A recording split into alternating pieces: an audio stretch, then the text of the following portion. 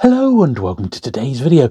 This time we'll be taking a look back at all the books and new publications that have come my way during the year of 2024, and at the end I'll be crowning this year's winner.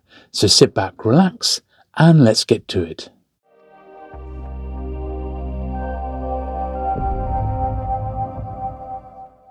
Okay, so this is the third year of doing this, and I wanted to hark back to the 2022 winner, which was this one. It's RAYGUNS and Rocket Ships by Rian Hughes. Now, what a great book this is. It's a hardback, and it is just filled with absolute paperback nostalgia, or science fiction nostalgia. It's not just paperbacks, there's pulps, and there is some hardbacks in here as well. As you can see, it's just a beautiful sight to behold. Absolutely love this one. Now, this particular edition, this is the original one from a couple of years ago, is now a print. However, you'll be pleased to hear a brand new edition with a few little corrections and 16 additional pages has just been published. So I will, of course, link to the brand new edition of this one, the one that you can get right now, in the description down below, along with all the books that we're going to feature today, so you can at least buy them either from the publisher direct or through Amazon. All right, but that was the 2022 winner. Absolutely superb. Last year, it was this one. It was a Steve Holland paperback hero by Michael Stradford. Now, this was something a little bit different. It's larger format and softback, and it says the further adventures of the world's greatest illustration art model, which is a chap called Steve Holland, and there he is, and he was the model for many covers. I mean, countless covers, in fact, and just incredible, really, absolutely incredible. Michael's got a huge collection of these books himself, but the way that they've all been put together like this is really something. And yes, this is a great read, this one, and each little section is examined in detail. Just superb. Really enjoyable book, this one. And if you're like a paperback collector, which I am, you're going to get so much out of this. You really will. So that was last year's winner, Steve Holland paperback hero. Very good by Michael Stradford. So look out for that one. So now then, in no particular order, we'll have a little look through of the stuff that's come my way in 2024, and then at the end, as I said, we're going to choose our winner. So a lot of these have had detailed reviews, so I'm not going to dwell too much. It's really just to maybe jog your memory, or maybe this is your chance to put a few of these on a Christmas wants list for friends and family, which is certainly what some of my friends do. So this one has literally just been published like a week ago. It's also by Steve Holland, not the male model of from America in the 60s and 70s. This is actually an author, Steve Holland, an historian. It's published by Bear Alley Books, and this is a look at Utopian publications. And certainly, I haven't finished reading this one yet, so it's like a work in progress. But as you can see, typical of Bear Alley Books, it's got lots of great cover reproductions, loads of box outs. I mean, it's just absolutely packed with information, and I think you'll really enjoy this one, even if this sort of era of books and style of books isn't perhaps your thing. There's so much history here. I think you owe it to yourself to at least have a little look at that one. So that's Dreaming of Utopia. Next, we've got this, which is the latest issue of New Worlds, and the first issue in many a year, actually, isn't it? So this came out about 2 months ago, and we'll have a look. I got my copy of Dorset Bob, so it came in a magazine bag, and this is volume 66, number 224 in the overall run of New Worlds, and absolutely beautiful, this one. We'll have a look at the contents page. So we've got pieces by Thomas Dish, Pamela Zolin, John Clute, John Sladdick, Ian Sinclair, obviously a Michael Moorcock in there, Wigan. Good stuff, this one. I mean, really, if you're a fan of New Worlds, it's probably worth getting this one. Although, the print run's probably considerable. It's probably not massive, so you might want to grab this one while they are around and relatively cheap. The cover price of this, I think, is about £15. And if you are interested in picking up a copy, Dorset Bob, the science fiction and fantasy specialist book dealer, has these in stock in quantity, but whilst stock lasts, they will, once they're gone, they are pretty much gone on those ones. Next, we have the first of two books looking at the history of Badger Books and John Spencer and Company. This is the first one, and this is Volume 3 by Shane Agnew. And this looks at the crime, romance, and sort of miscellaneous titles that were put out by John Spencer and or Badger Books. And this is encyclopedic. It's an illustrated bibliography. As I said, there's two previous volumes, and this was the last one to be published this year. A real achievement to get all of this put down in paper. I mean, really fantastic. The three books together make the definitive guide to Badger Books. And if you're a collector of this publisher, this is absolutely essential, as you can imagine. Very, very interesting indeed. And a very, very sterling effort there, Shane. So well done for completing your 3 volumes of that. Next is you could call it a fanzine, but it's more like a perfect bound magazine. It's Bare Bones, and this is number 17, the most up-to-date one I've got, and also a best of anthology. I think these come out almost like quarterly to 6 monthly, and they look at all sorts of things: paperbacks, digests, sometimes comic books as well. I've really enjoyed dipping in and out of these, and there's always seemingly something of interest to look through. The compilations are excellent value for money, and they pull together some of the best articles from Bare Bones into, well, in effect, a couple of 100-page book here. So I think you'll really enjoy, if you like this sort of stuff, I think you'll really get a lot out of it. And Bare Bones, as you can see, is a really professionally produced magazine here, and I would recommend that one, certainly. The next recommendation is this. So it's Dangerous Dames and Cover Dolls. This is The Art of Ron Lesser, Volume 2. This one is edited by Rob Dice, Bill Cunningham, and Daniel Zimmer.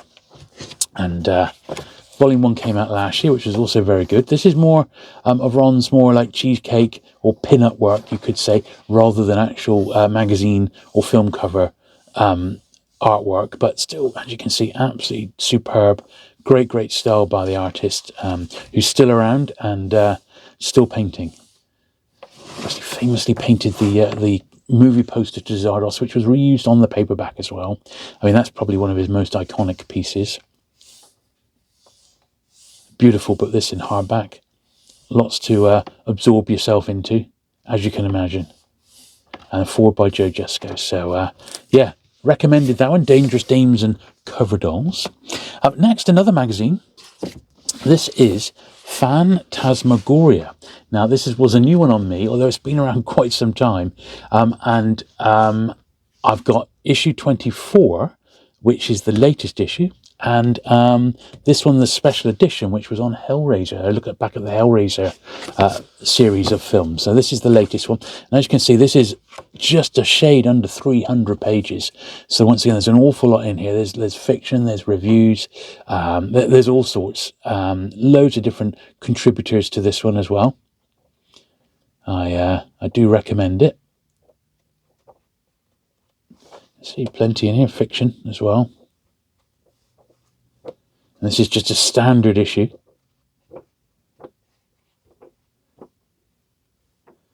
Hang on, Basil Copper there. Very, very good. And then this one here was the Hellraiser special, sort of a retrospective of everything related to the Hellraiser books and films. This is 370 pages.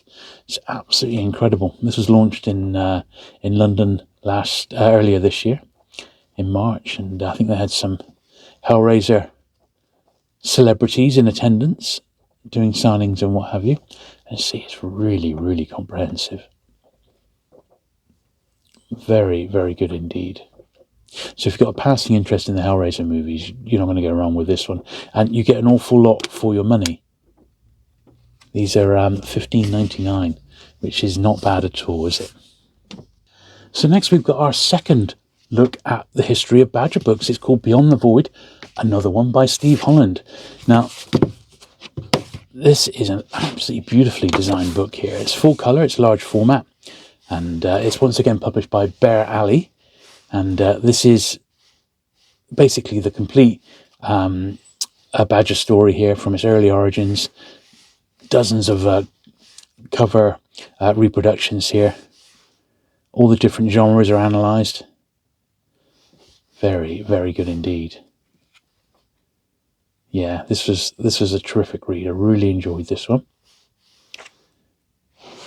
Also, some of the Badger influences of what was going on at the time. There's the older rodent mutation.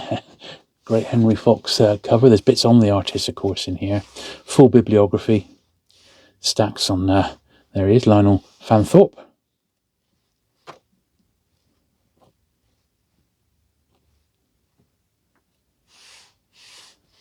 Very, very nice book indeed, this one.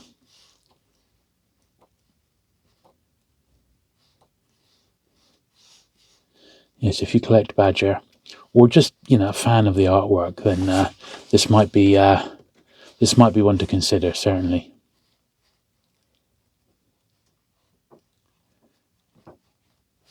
I really enjoyed this one from start to finish. Just look at that. It is a love letter to the Badger books, and you're not going to go far wrong with that one. Great, great book. So this book came out just a couple of months back, and this is actually a reissue. It's a Basil Copper, A Life in Books, and it was brought bang up to date after some more information had come out from his archive, which Stephen Jones had uncovered. Now, the original book was done with full cooperation with Basil, and it is the comprehensive look at his very prolific career. A lot of people may not know much about Basil Copper, but he sort of cut his teeth doing sort of short stories for horror anthologies. He did many books like Solar Ponds, which is the Sherlock Holmes sort of pastiche, as it were, an homage. And he also wrote, more than 50 private hardboiled thrillers about Los Angeles private detective Mike Faraday. So and they continued the adventures of August Derley's Sherlock Holmes-like consulting detective Solar Ponds. There we are. So basically, it's a look at that. But he did so much more. I mean, screenplays and all sorts of stuff. And as you can see, it's a huge old tome. Very, very nicely produced by PS Publishing. Their stuff is excellent. As you can see, it's nicely illustrated and that.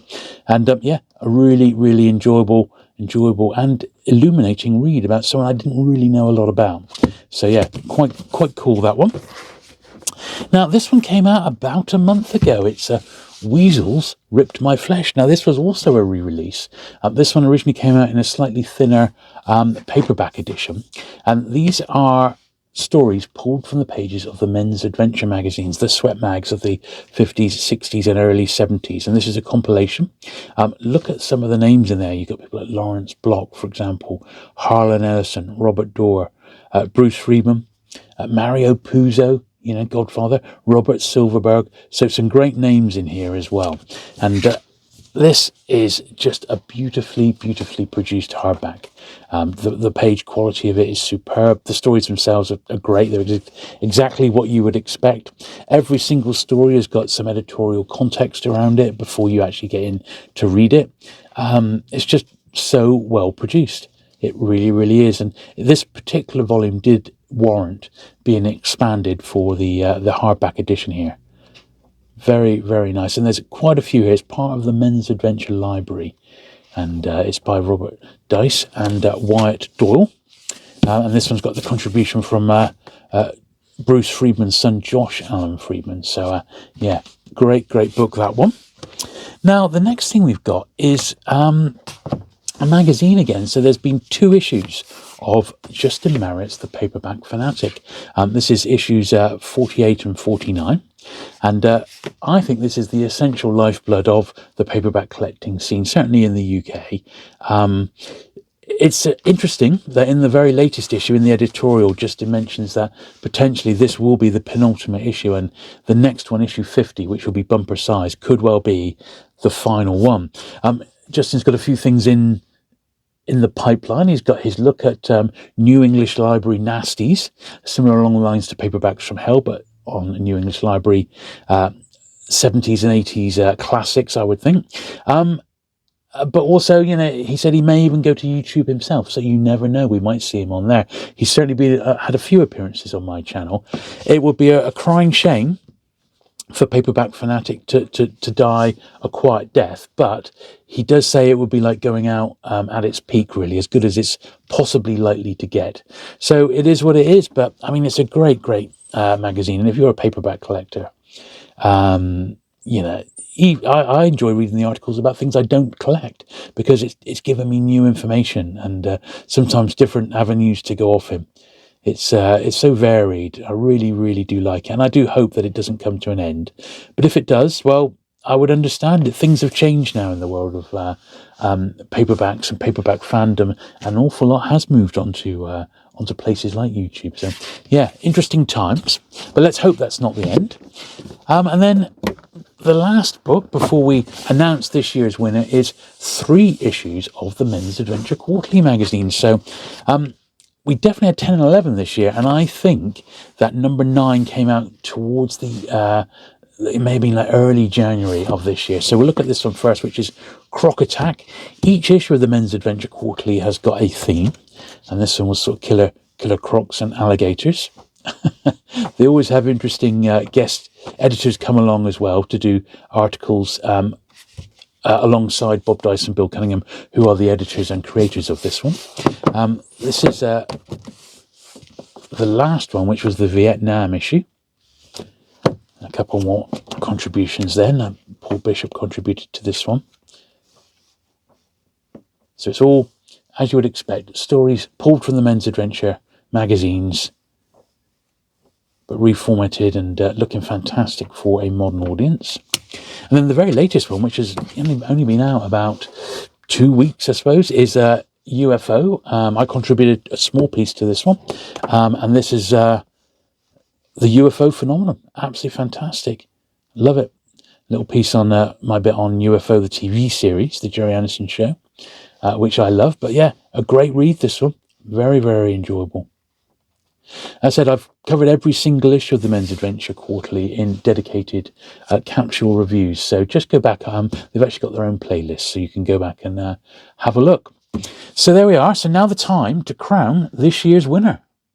Okay, so after giving it quite a bit of thought, I have decided that Beyond the Void, The Remarkable History of Badger Books by Steve Holland, was my book of last year. Certainly from a paperback collecting point of view. It was just, I don't know, there was something about it. I mean, I've read it through twice now, and that's always a good sign when I go back to a book, because there's just so much in it. It is absolutely packed with information. And I just love it. Little box outs with interesting stories. It was so entertaining. Really, really great. So, full marks to Steve for this one. I think he's done an absolutely superb job. As I said, it was only out this year, so you won't have any issue at all getting one off Amazon or direct from Bear Alley Press. There's a website where they've got all their publications in, and I think it's just terrific. Absolutely terrific, this one. I think you'll really, really enjoy it. And that joins the 2023 winner and also the 2022 winner. So there's 3 great books that I would heartily recommend should be in your library. So there we go. Hope you've enjoyed today's video, and hopefully you've found a few things that you might want to try as well, or at least get put on your Christmas present list for your friends and loved ones. If you have enjoyed today's video, do please give it that thumbs up. Do please hit the subscribe button if you've not already for regular vintage paperback and book content, and I shall look forward to seeing you again very soon. Bye.